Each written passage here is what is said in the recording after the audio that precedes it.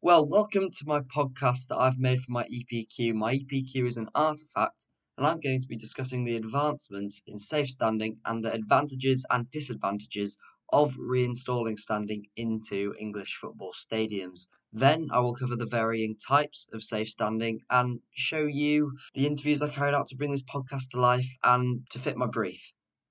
So, why do critics, fans, clubs, campaigns, and officials think it would be beneficial to the top two divisions of English football to bring back standing in football grounds? Chiefly, safety for supporters has improved vastly, but it's the current legislation that is causing the argument. I believe that persistent standing can be seen as a much bigger hazard risk than standing areas. Whether it's directly or indirectly, injuries are caused by fans standing up in seated areas. The massive cops at grounds across the country, like at Ellen Road or at Anfield, pose a consistently high threat to supporter safety. The new proposed standing areas do not. You can see people tripping over seats in front of them quite easily, and it's this persistent standing that is, well, in my opinion, a bigger cause and a bigger risk to safety than standing areas themselves. To prove this, out of 1,100 questionnaires sent, and 38% of them were answered, people said the risk with persistent standing is relatively low, but when a sudden movement occurs, for example a goal, injury risk is greatly increased, and this can lead, maybe indirectly, to injuries of supporters. The risk is also increased because, like I said, fans can fall over the seats in front of them, especially if there's a small amount of legroom that you see nowadays in the old stadiums like Old Trafford. This could potentially trigger a domino effect in the excitement, meaning officers have no chance in getting to the aid of fans. On average, there has been the same amount of injuries from persistent standing than there has been in the standing trial grounds like at Celtic Park. Therefore, as most fans stand anyway throughout the 90 minutes, seating only increases the risk of injury, and any attempt to eject the persistent standers will have a negative effect probably on the fans around them. This could cause dispute between officials and the fans, and this is something, the relationship between official and fans, that has developed into such a positive one recently, in the past 10 or 15 years, and there's a good relationship and dialogue between them now. Of course, there has been instances of the public being against these ejections, like I said, and the traditionalists are largely against all seated stadiums in general. So why would officials want to increase the likelihood of getting in a discourse with them that could potentially see disorder return? Similarly, the extensive improvement in the actual infrastructure and technology used in the safe standing nowadays means that the safety of supporters has never been in the best condition. The crush barriers are strong and frequently break up supporters in the standing area. Now that reduces the pressure. Before, you'd see the huge terraces that everyone would just pile into. There'd be no breakup of them, and by the crush barriers doing that now, people have their own area to them, and there's a lot less chance for pressure build-up. People do feel safer. Consequently, there are no crushes or the collapsing of barriers because of the strengthening technique that has been known as the portal technique. The materials used in the barriers also help. They are also built in a way that will not obstruct the view of supporters. The trials that have been undergone have used a small area. It's not, like I said, a return to the massive cops of old. So pressure build-up is again going to be lower, and subsequently management of these areas is a lot easier. To expand on why safe standing should be brought back to English football, you will now hear an interview I completed with football commentator Guy Mowbray. I'm here with Guy Mowbray and we're going to discuss safe standing at football stadiums. How big of a risk do you realistically think it would be to bring it back, given the history it has in English football? I'm not sure it would be a risk these days because the technology with the rail seats in particular it is so advanced that everything's been factored in because of the history that we have and with reference to Hillsborough in particular. And that is why we're possibly a little bit behind other countries in terms of bringing it in and welcoming it, because of the history we have and the tragic association with standing at football matches. But it's not like it used to be. Yeah. And from your experience as a commentator, Have you had any? Does that change your opinion at all? It's a little bit different for me because I'm very lucky to have the best seat in the house, high up above the halfway line every match. So I'm not in the position too often of the paying supporter. But when I do go, for example, I go to York City and I always stand behind the goal where the old-fashioned crush barriers are in place. And, okay, we're talking York City, they don't often have absolutely packed houses, full houses. But when they do, you feel the risk associated with it. So the safe standing model and the rail seats are a particularly good solution. Yeah, well, this is the thing. The improved kind of infrastructure that has been proposed, and the reduced disorder in football, and they say it's a better atmosphere with standing. Oh, without a doubt. Does it make it an appealing proposition? Without a doubt. The games that I attend in all-seater stadiums, particularly early kick-offs, definitely lack the atmosphere that games had previously, when there were at least one, and in many grounds often two, whole stands devoted to people standing.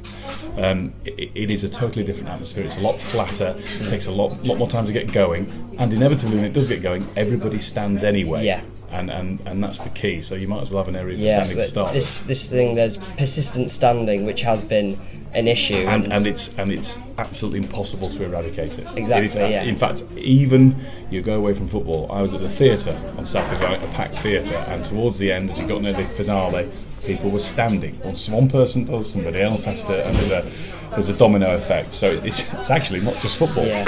So would you welcome trials back into the Premier League, given that that's just what people want? They want to be given an opportunity to show that it works. Yes. Quite simply, yes. I think Manchester United are one of the leading clubs calling for it. Tottenham already have rail seats built into their new stand for use when necessary. So yeah, I would welcome it. And going back to what we said earlier about the problem with all-seater and the problem with persistent standing, that becomes eradicated. Yes, some people will always want to sit, but not everybody. Do you believe that the improvement in the infrastructure, is it safer from what I understand, from when I've seen rail seats in operation, particularly on the continent, in the Bundesliga in particular, Borussia Dortmund led the way, and theirs is a fantastic model. I believe it is safer. You have more room for manoeuvre. In terms of everybody has a space, there's significant space between yourself and the rail. People can move past. You haven't got the problem with people that need to go to the loo and having to barge past 100 people. You have the space to move.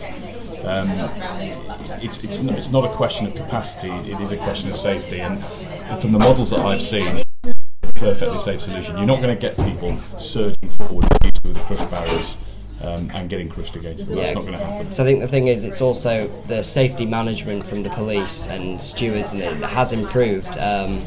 So actually too has, generally speaking, supporters' behaviour inside stadiums. I'm not talking outside stadiums. Most trouble these days, if it's around a football match, is outside the stadium away. Inside the stadium, yes, there are problems with flares and antisocial behaviour, but generally as regards crushing and pushing and shoving, it is not nearly as prevalent as it used to be. Yeah, and with the space and the design of the rail seating, is it a problem for stewards to kind of, if they see disorder, is it harder with standing to kind of reach that and sort it out? It would be, because you just cannot move around. In the old terracing, everybody's jam-packed in, you're almost holding each other up. I've been in crowds where you could quite literally pick your legs up and be carried along, and that is clearly unsafe. It's something that belongs to the past, so nobody's got any real argument with that. I don't think anybody's got any real argument with safe standing, apart from our past. Yeah. But it's moved on so much that I think it's time to start implementing it where it's wanted. And finally, because the FA and the government are so, it seems, stubborn to kind of allow it back, what realistically has to be done to allow it? It would be a bold move, simply because of the history that we've got, and that is almost solely because of Hillsborough. So because the memories are so raw and so strong, and it would be a bold move. But as long as we educate people about the benefits of rail seats and what it actually means and what actually happens in practice, then I don't see any particular obstacles in the way. Even Liverpool Football Club, I think I'm right in saying, have said relatively recently they have no objection whatsoever in principle, and many supporters groups to do with Liverpool have also said similar. The problem might come in terms of smaller clubs with lesser budget being able to adapt their existing terracing. That could be a problem, and it has to be built into new stadiums, which are going up all over.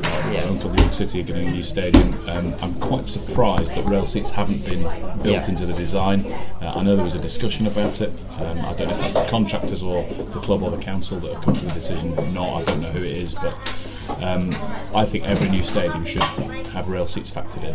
And lastly, if you had the choice of going to a football match with standing or sitting down, which would you choose and why? It depends on the game. I would say 90% of the time I would choose standing, and that is because the atmosphere is better. You're generally around like-minded people. I prefer it generally. In fact, I even stand to do my commentaries most of the time.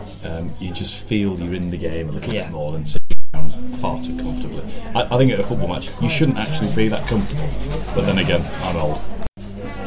So you've been to a lot of sort of matches in your time as a commentator and as a fan, and as time has progressed, how much has the disorder and violence really decreased? Inside stadiums at the top level, I think lower down the leagues occasionally there's a little bit of a spark, and there are pockets at certain games, but higher at the leagues you go, I'm not saying it's a thing of the past, because these things always happen. There are incidents at every game, minor incidents, but you just don't see it like you used to at all. There's better policing methods, there's better stewarding. Antisocial behaviour is a growing problem. That's worse. Incidents of racism and abuse, and that means absolutely clamping down. But in terms of actual physical violence, it doesn't happen nearly as often as it used to.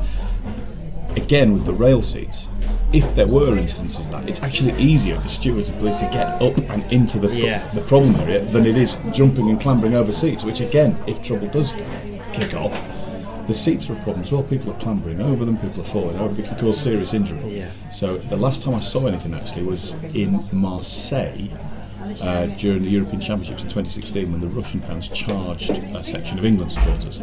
And again, some of the injuries were down to people trying to clamber over seats to get away.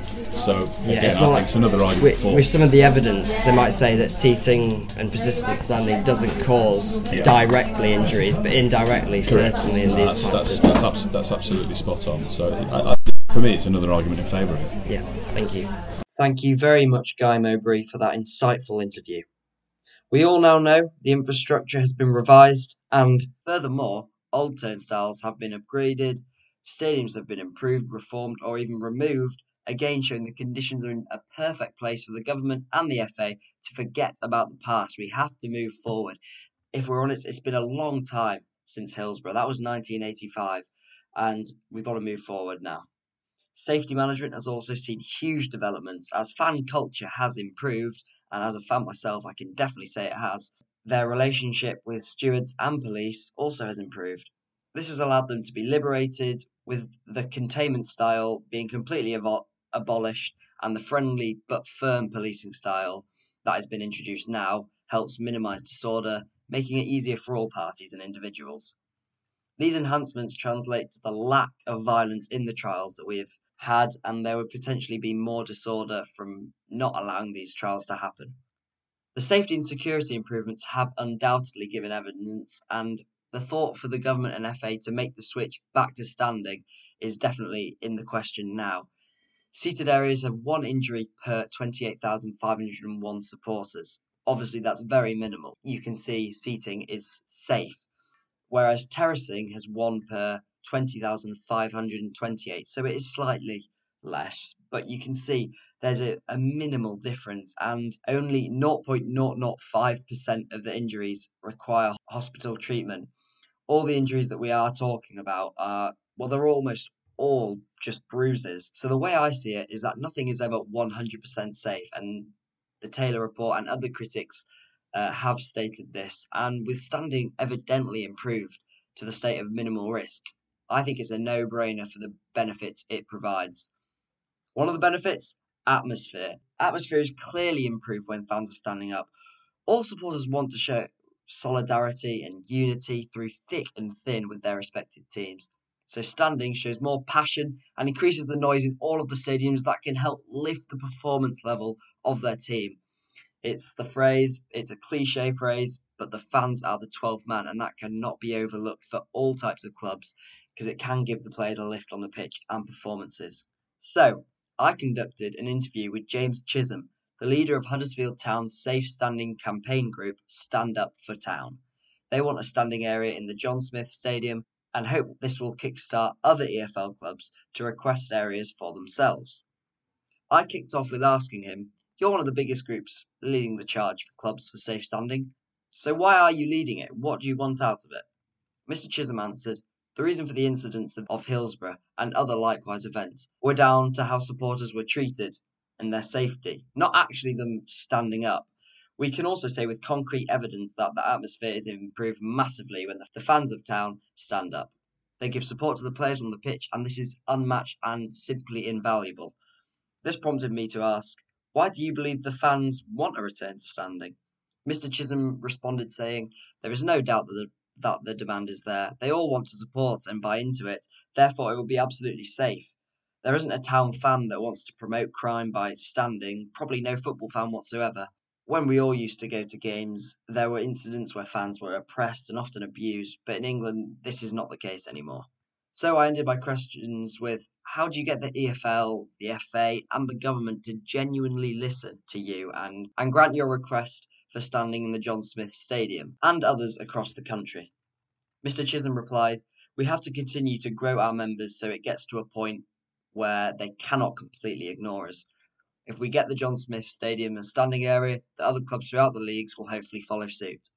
Thus, after that interview, I believe if the demand does continue to grow, Lord Justice Taylor's statement in his Taylor report that he would welcome back safe standing would have to be taken note of.